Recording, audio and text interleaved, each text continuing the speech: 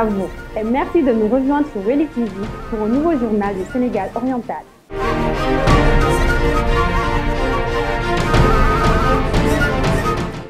CRD de lancement de la campagne de la lutte contre les feux de brousse à Makacoulé-Banton.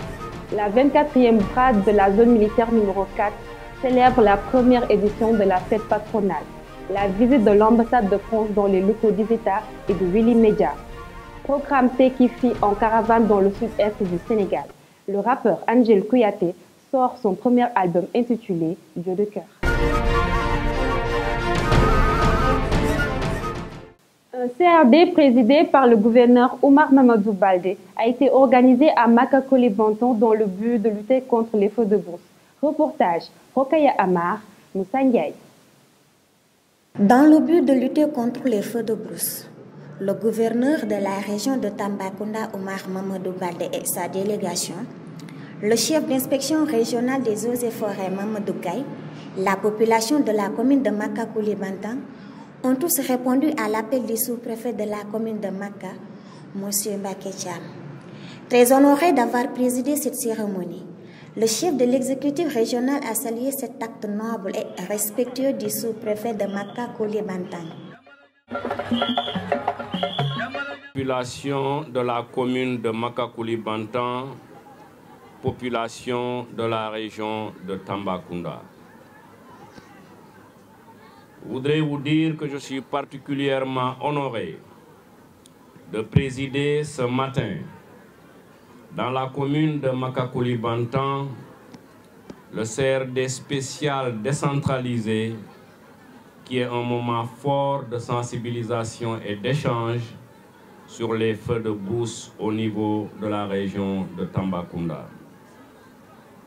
Ma présence parmi vous ce matin illustre de façon éloquente tout l'intérêt que le gouvernement du Sénégal accorde à la protection de l'environnement en général et à la gestion durable des ressources forestières en particulier. La région de Tambacounda, représentant le quart du territoire du Sénégal, malgré son apparence écologique luxuriante, est aujourd'hui en proie à une dégradation insidieuse de ses écosystèmes forestiers du fait des nombreux feux de brousse.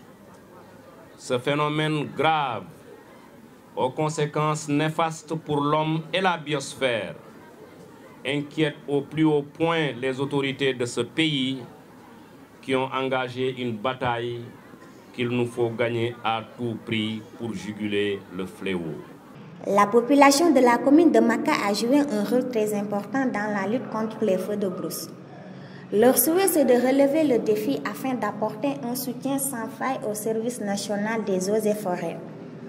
Le chef d'inspection régionale des eaux et forêts, Mamadou Gaye, s'est aussi engagé à poursuivre le combat de la lutte contre les feux de brousse afin de réduire le nombre de cas dans la région.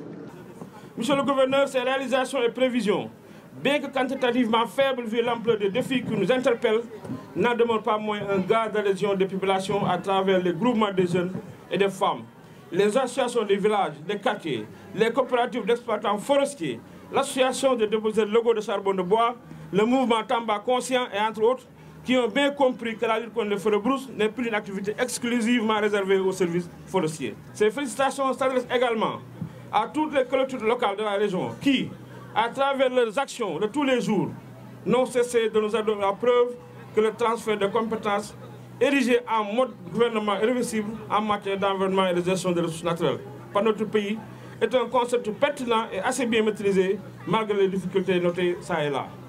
Ainsi, c'est sur un aspect particulier qui conditionne le succès de la lutte contre les feux de brousse.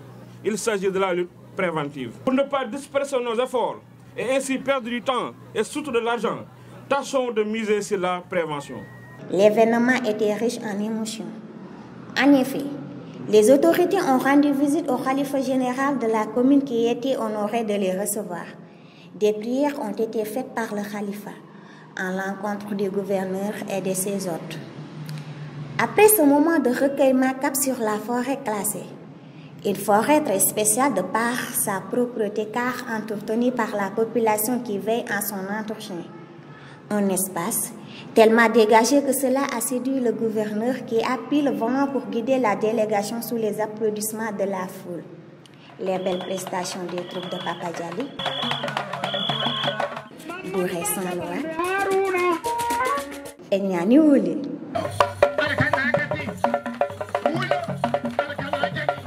Une première édition de fête patronale a été célébrée par le 24e bataillon de reconnaissance et d'appui dans la zone militaire numéro 4. Reportage, Khalidou Nyanel Diallo à Sandiop. Le 24e bataillon de reconnaissance et d'appui, le BERA, a célébré ce mercredi 2 décembre 2020 au camp militaire Moumoud Lamine Dramé de la zone militaire numéro 4, la première édition de la fête patronale. Un moment privilégié dans la vie des bataillons, selon le chef d'escadron, le commandant Mamadou Yaya Diallo. La cérémonie de célébration de fête patronale qui nous réunit ce matin constitue un moment privilégié dans la vie des bataillons parce qu'elle offre l'occasion de rassembler la famille militaire, élargie aux anciens et aux familles pour un grand moment de communion et de souvenir. Surtout pour un moment de cohésion et de fraternité d'armes pour mieux envisager l'avenir immédiat. L'organisation des fêtes patronales des bataillons contribue, selon toujours le chef d'escadron, à la visibilité et au rayonnement de l'armée de terre. L'organisation des fêtes patronales du bataillon contribue clairement à la visibilité et au rayonnement de l'armée de terre. En effet, il est indéniable qu'au-delà de son aspect festif, elle renforce d'une part l'esprit de corps, mais surtout, c'est un moyen certain d'expression de son appartenance et de sa fidélité à un corps. Le général de corps, chef d'état-major de l'armée de terre, M. Fulgence Nour, de saluer la montée en puissance du BERA qui a eu à participer à plusieurs théâtres d'opération. La fête a été très bien organisée et très belle. Et je remercie vivement le chef de corps et tous les acteurs. Le 24e bataillon de reconnaissance et d'appui est un bataillon qui a une histoire maintenant. C'est créé depuis 1980 avec une CRA. Il est monté en puissance jusqu'à devenir ce qu'il est aujourd'hui. Et il s'est illustré par son engagement dans plusieurs théâtres d'opération, dont l'opération Belbassi au nord, en Casamance, en Gambie, au Mali et encore récemment même ils sont présents en Gambie. Alors, c'est un bataillon, je peux dire aujourd'hui que sur le plan opérationnel, il a atteint un niveau d'entraînement opérationnel très satisfaisant. Le choix du 2 décembre pour la fête patronale renvoie à la création de la première compagnie de reconnaissance et d'appui qui remonte au 2 décembre 1980. Une belle fête riche en enseignements et une animation culturelle faite en communion avec la participation du phénomène de l'Ansar, le lutteur Site, accompagné de la cantatrice sérère Ndeye Fatou Dialingom.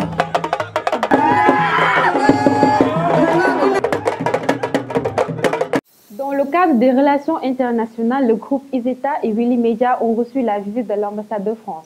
Reportage, Balé Diaouné à Sandiop. Représenté par François Bockel et Marlene Loquet, l'ambassade de France au Sénégal a visité ce 1er décembre les locaux d'ISETA et Willy Media. En effet, cette visite a permis de découvrir le centre d'application d'ISETA, son dynamisme et ses enjeux. On est vraiment ravis d'être ici sur le site de l'ISETA de Tambacounda.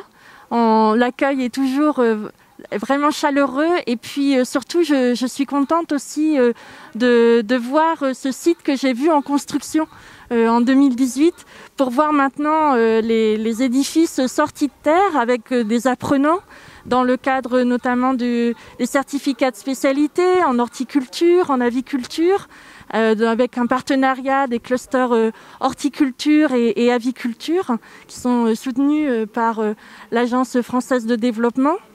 En tout cas, on est vraiment ravis de cette évolution qui s'inscrit complètement dans le plan Sénégal émergent et dans les feuilles de route intergouvernementales qui ont d'ailleurs été renouvelées encore il y a moins d'un an et qui mettent un gros focus sur la formation de la jeunesse. Le tout s'inscrivant dans des partenariats pérennes. Et je me réjouis de le rapprochement qui a été fait notamment avec le lycée agricole de Morlaix pour accueillir des stagiaires. Très heureux, et moi aussi, comme l'a précisé Marilyn Loquet, de découvrir aujourd'hui ce centre d'application tout à fait impressionnant, qui allie vraiment l'ensemble des métiers de l'agriculture au sens large du terme, y compris la pisciculture.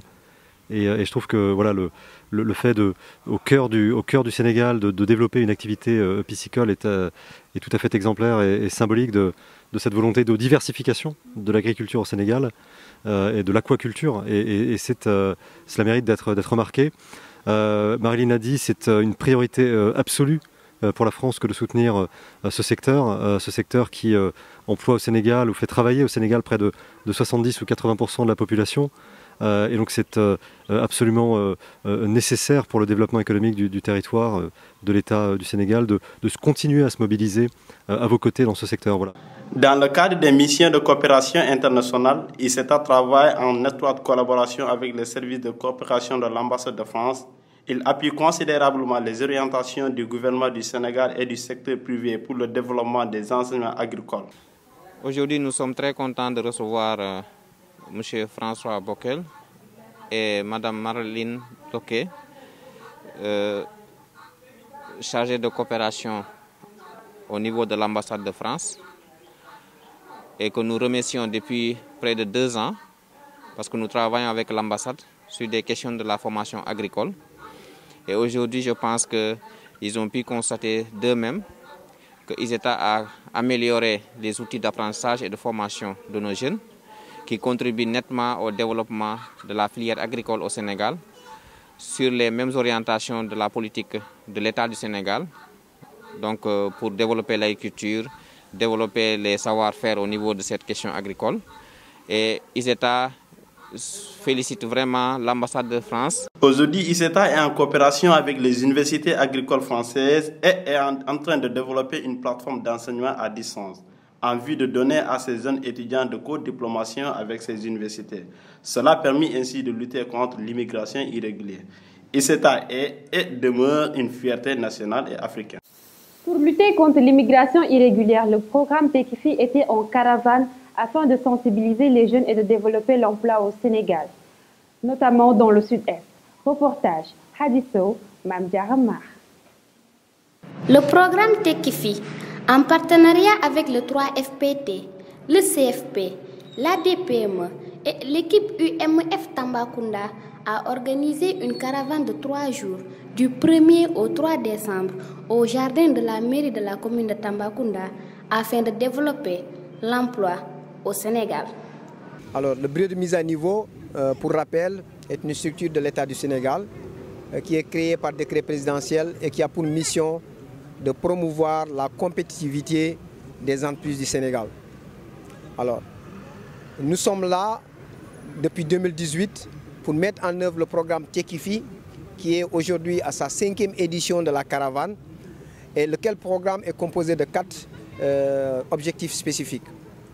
L'objectif spécifique numéro 1 du programme, c'est le renforcement du tissu entrepreneurial, qui est porté par le bureau de mise à niveau et l'agence de développement et d'encadrement des petites et moyennes entreprises, ADPME, en tout cas pour représenter l'État en tant qu'agence d'exécution publique.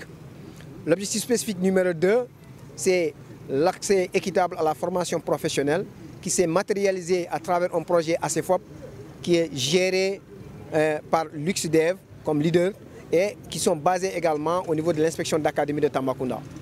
L'OS 3 s'est matérialisé à travers un projet qui s'appelle AGISUD. C'est l'accompagnement des jeunes vers l'emploi dans le sud du Sénégal et qui est comme leader aussi qui a GRED, une ONG française, et qui est basée au niveau de l'ARD de Tambacounda. Et maintenant, il y a l'OS 4, c'est l'objectif spécifique numéro 4 qui nous réunit aujourd'hui, qui est porté par le bailleur lui-même. Parce qu'il faut rappeler que le programme Tekifi est un programme financé par l'Union européenne à travers le Fonds fiduciaire d'urgence. Et nous avons AFD comme leader pour l'État français et le bureau de mise à niveau et l'ADPME pour le compte de l'État du Sénégal. Donc l'objectif de cette caravane aujourd'hui, c'est de donner un cadre d'échange, de partage entre les acteurs du programme Tekifi, les structures d'accompagnement et de formation technique et professionnelle, mais également cette jeunesse qui constitue la cible potentielle du programme Tekifi. Mis à part les promoteurs formels qui sont là, mais on veut toujours inviter et attirer l'attention de cette jeunesse qui constitue aujourd'hui cette force vive de l'État du Sénégal, que c'est possible de réussir ici, d'où le concept Tekifi. Tekifi en langue officielle réussir ici, pour mener à bien cette mission d'inviter les Sénégalais, surtout les jeunes, à rester chez eux et faire leur avenir. C'est fixé comme principal objectif, contenir l'immigration clandestine. Je suis ici aujourd'hui pour la caravane Tekifi avec l'Union européenne pour sensibiliser les jeunes sur les dangers de la migration irrégulière et faire comprendre à la jeunesse qu'on peut rester chez nous et réussir chez nous sur différents programmes de l'emploi des jeunes. Toutefois, étant conscient que ces jeunes, pour rester au Sénégal, auront besoin d'accompagnement et de financement, Tekifi leur donne l'opportunité de réaliser leurs projets en les capitalisant. J'ai eu la chance de bénéficier dans la formation avec la GESUD, dans l'entrepreneuriat, le marketing, l'éducation financière. J'ai eu pas mal de formations à l'accompagnement. Par contre, mon projet c'est de faire du pressing séchage. Donc j'ai eu une formation sur ça avec mon coach Mbanding Dramé. Des projections en plein air, un panel d'échange et de sensibilisation pour la promotion de l'unité mobile de formation en agroalimentaire, des démonstrations et mise en situation de formation mobile ont été les principales activités de cette caravane qui sillonnera le pays. De son vrai nom, Cher Kouyaté, le rappeur Angel Kouyaté sort son premier album intitulé Dieu de cœur. Reportage, Maïmouna Niang à Sanjab. Le rappeur Angel Kouyaté a organisé une conférence de presse pour le lancement de son premier album, le samedi dernier, à la salle de la mairie de Tambacounda. Ceci sous la présence du représentant du maire de Tambacounda, des journalistes, des artistes et de ses fans. Nous encourageons parce que nous savons aujourd'hui, dans le monde de la culture, c'est trop saturé. Tout le monde sait qu'aujourd'hui, dans le domaine de la culture, est saturé. Quand nous avons un jeune talent venant de la région de Tambacounda qui a volé de ses propres ailes, et nous savons qu'aujourd'hui, le domaine de la culture est très compliqué. Né au quartier Pont, Angel Kouyaté est un jeune artiste rappeur, porteur de voix, qui vient de lancer son premier album intitulé Dieu de cœur. Un album composé de 8 titres, dont Khalis, Beauté africaine, Lan Moy Love, Africa, Yermande Yaye, DDC et 2 titres duo. Le jeune artiste natif de Tambacounda n'a point besoin de montrer son talent ailleurs qu'à Tambacounda. Le thème général, c'est l'amour, en quelque sorte. Donc, on l'a appelé Dieu de cœur, juste pour, comment dirais-je, on ne le voit pas dans une, comment dirais-je, contexte où on parle vraiment de Dieu de l'amour comme on l'entend. Donc, rien que de voir la presse présente et aussi, comment dirais-je, la population tambacoundoise, donc c'est un peu frappant. Pour pouvoir nous aider, il faudra juste aller streamer l'album au niveau des plateformes de téléchargement digital ou bien même, comment dirais-je, acheter les CD pour qu'on puisse encore aller de loin. La cérémonie s'est terminée par des remerciements, des encouragements de la part des Tambacoundois. Et Angel, quant à lui, leur promet que le meilleur reste à venir.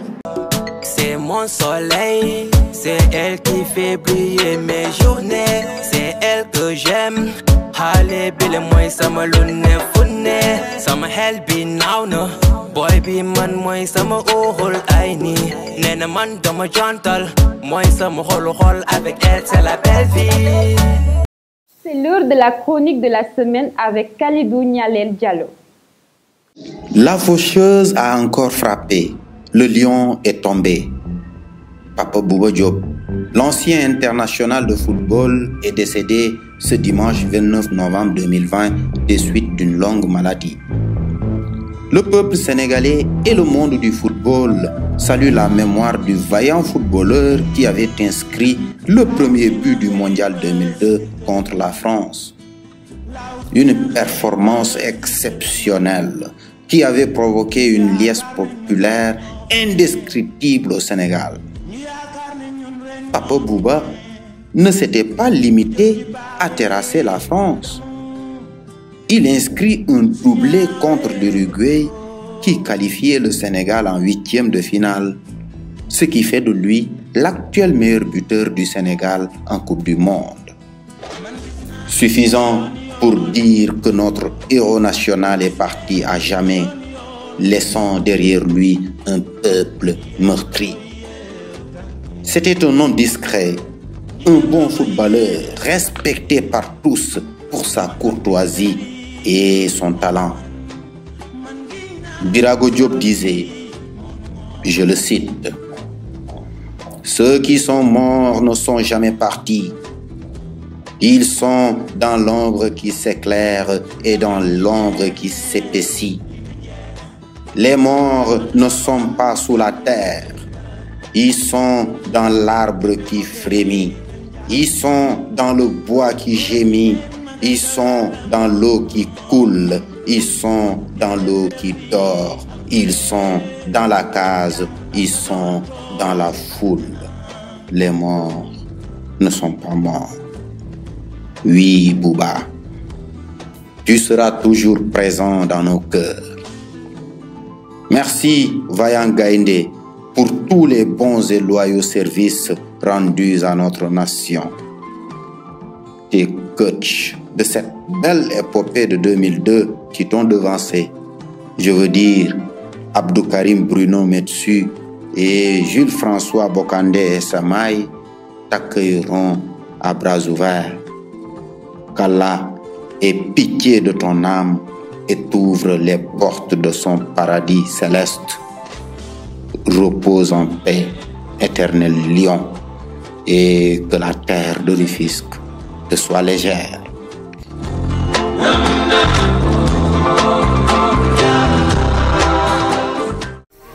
C'est la fin de ce journal. À la prochaine pour un autre tour de l'actualité du Sénégal oriental.